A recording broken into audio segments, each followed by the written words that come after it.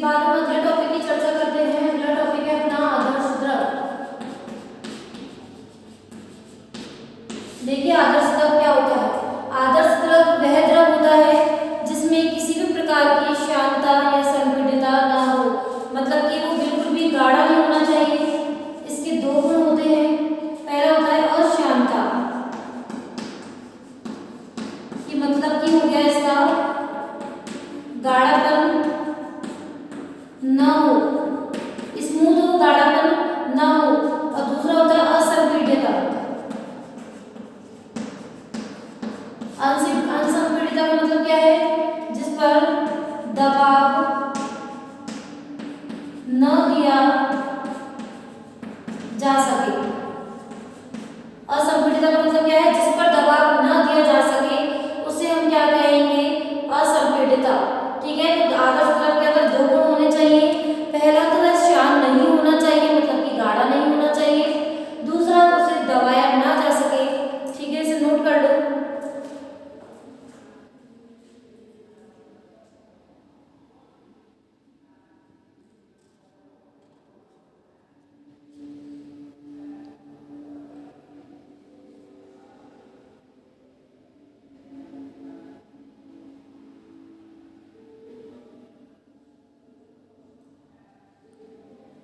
Book में बहुत अच्छे से डेफिनेशंस दी हुई हैं, किसी गाइड वगैरह में से, तो उनमें से आपको लिखना है।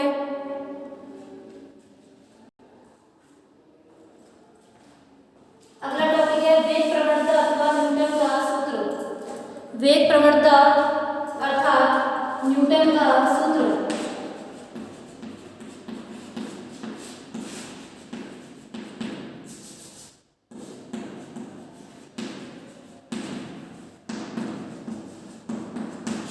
तो वेग प्रवणता और इसकी वजह से हम क्या करेंगे, न्यूटन का एक सूत्र बनाएंगे, वेग प्रवणता तथा न्यूटन का सूत्र। ये वर्ड्स नहीं है, ये कथा है। ठीक है, तो सबसे पहले वेग प्रवणता के बारे में बता देते हैं आपको। वेग प्रवणता होती है dv/dx। किसी एकांक क्षेत्रफल पर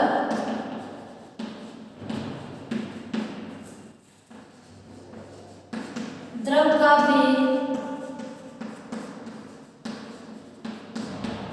वेग प्रवणता कहलाता है।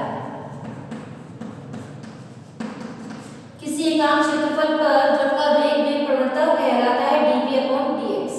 ठीक है, ये तो वेग प्रवणता के लिए, इसे नोट करो, पहले इरेज करेंगे इसको।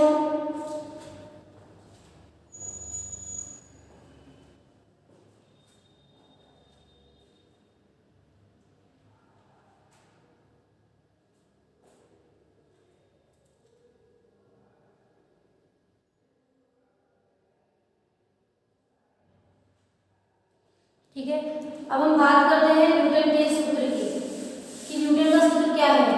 बेटा यहाँ पर आपको सारे टॉपिक कवर करवाए जाएंगे। नोट्स आपको खुद बनाने हैं, मैं आपको सेल्फ मेड नोट्स नहीं दे सकती, आपको खुद ही बनाने हैं, समझ समझ के बनाने हैं। बस ज्यादा ज्यादा करना क्या, डेफिनेशंस वगैरह ये आपको लिखनी है। न्यूटन का सूत्र के अकॉर्डिंग है कि जो बल लगता है वो क्षेत्रफल के समानुपाती होता है तथा वेग प्रवणता के भी समानुपाती होता है।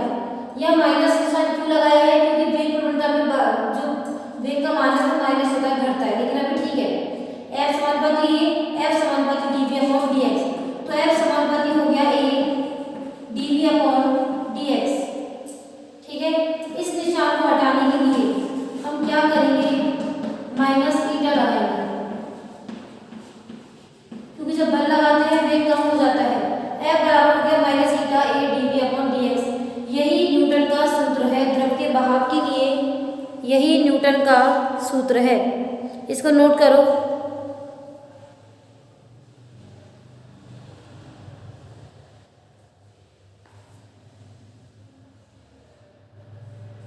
यहाँ ईटा द्रव का श्यानता गुणांक है, यहाँ ईटा द्रव का श्यानता गुणांक है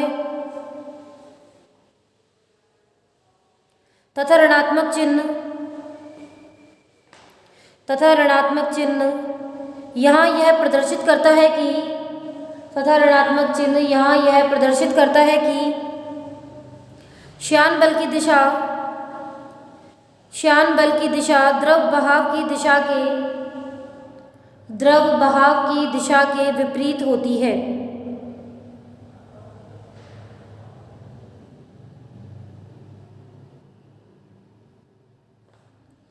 ठीक है, लिख दीजिए। ईटा का मान निकाल दीजिए यहाँ से। ईटा का मान क्या आ सकता है? देखो ईटा का मान आएगा, बताओ क्या आएगा? ईटा F अपॉन ए,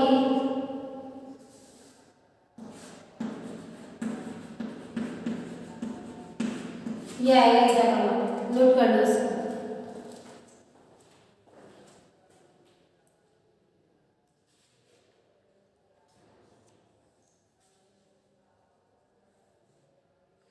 हेडिंग डाल दीजिए श्यानता के अनुप्रयोग। श्यानता के अनुप्रयोग।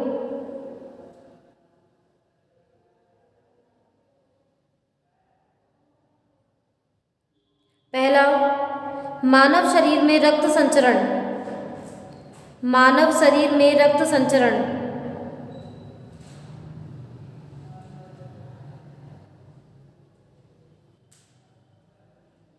सेकंड है, मशीनों में डाले जाने वाले स्नेहक तेल में भी देखा जाता है कि कौन सी श्यानता का लिक्विड आपको डालना है। ठीक है, थर्ड लिखिए, कुछ उपकरणों को श्यानता से अवमंदन किया जाता है। अवमंदन मतलब उनके वेग को कम किया जाता है कि यदि बहुत ज़्यादा है वेग तो ऑयल वगैरह डाल देते हैं तो वो इसकी सिरिंज खुल जाती है। कुछ उपकरणों को श्यानता से अवमंदित किया जाता है।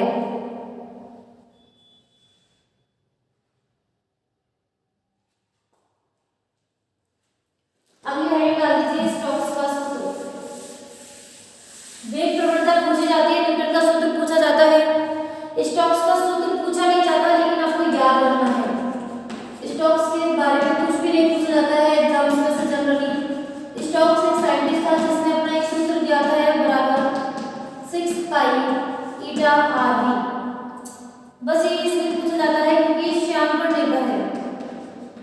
ये क्या है? श्यानता गुणांक पर निर्भर है।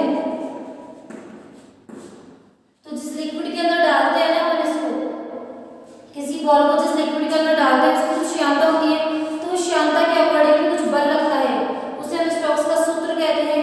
ये होता है बराबर 6 pi eta r we. F बल है, ईटा श्यानता गुणांक है, आर उसकी त्रिज्या है और वी क्या है? इसका वेग है। नोट करो इसको।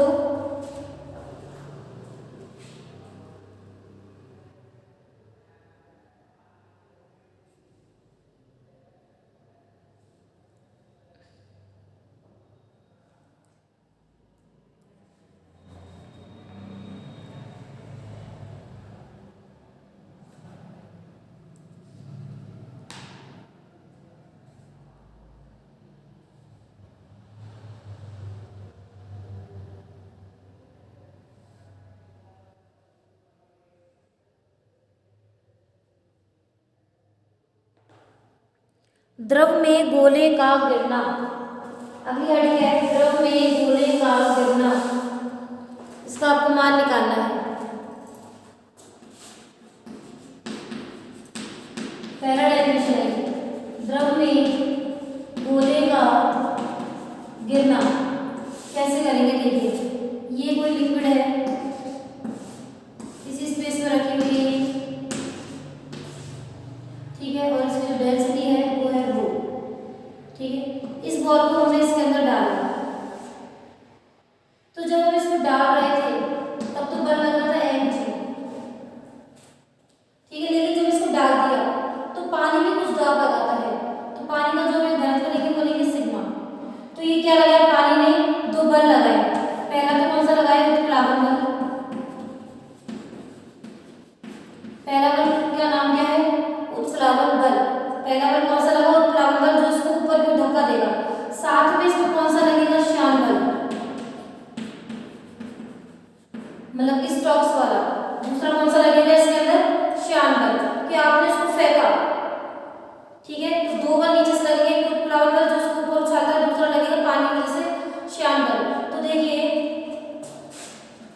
जब यहाँ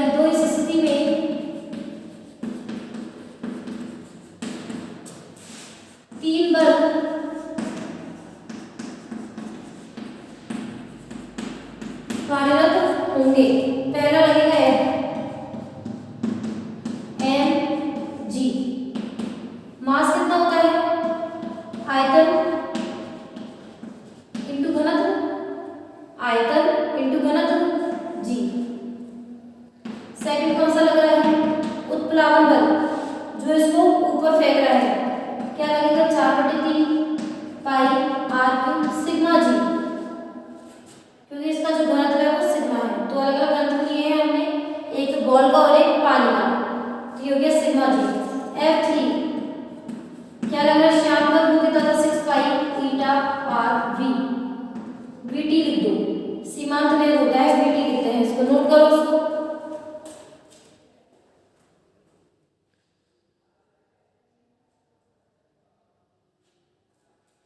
नोट कर लीजिए।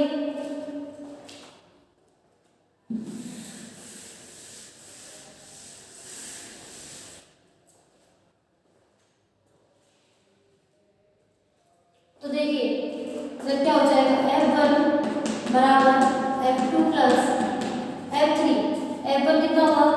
4/3 pi r cube rho g बराबर 4/3 pi r cube sigma g. F3 कितना हुआ? 6 pi eta r v t. यहाँ से निकालना क्या है? यहाँ से निकालना आपको वी टी ही है, ठीक है। इसको इधर लेके आ जाते हैं। 4/3 pi r cube rho g minus 4/3 pi r cube sigma g बराबर 6 pi eta r v t. ठीक है, यहाँ से क्या कॉमन ले सकते हैं? 4/3 pi r cube g rho minus sigma बराबर 6 pi eta r v t. कुछ कट रहा है? ये 2 बार और ये 3 बार। ठीक है, वीटी को अलग करना है तो 2/9 पाई से तो पाई कट गया, आर से ये 2 बार कट गया, तो यहाँ क्या बचा? R square g rho minus sigma upon नीचे कितना आ जाएगा? ईटा बराबर 989 वीटी। ये लो भैया फॉर्मूला आ गया, फॉर्मूला आ गया है, इसको नोट कर लीजिए।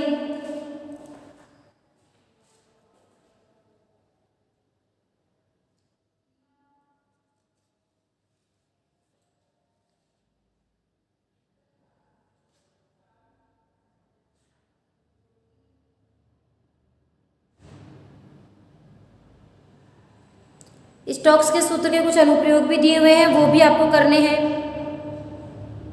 नोट करो इसको।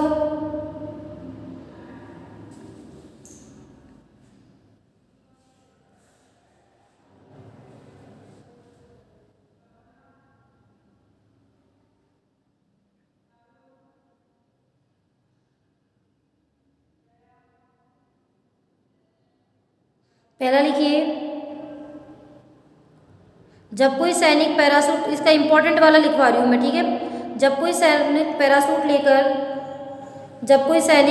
लेकर नीचे गिरता है तब प्रारंभ में उसका वेग तेजी से बढ़ता है,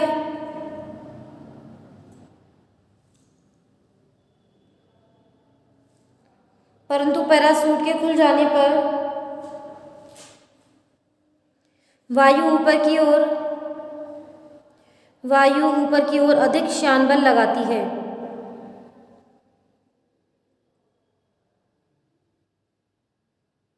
जिससे वह पृथ्वी पर सुरक्षित उतर जाता है। सेकंड लिखिए, मिलिकन तेल विधि द्वारा इलेक्ट्रॉन का आवेश ज्ञात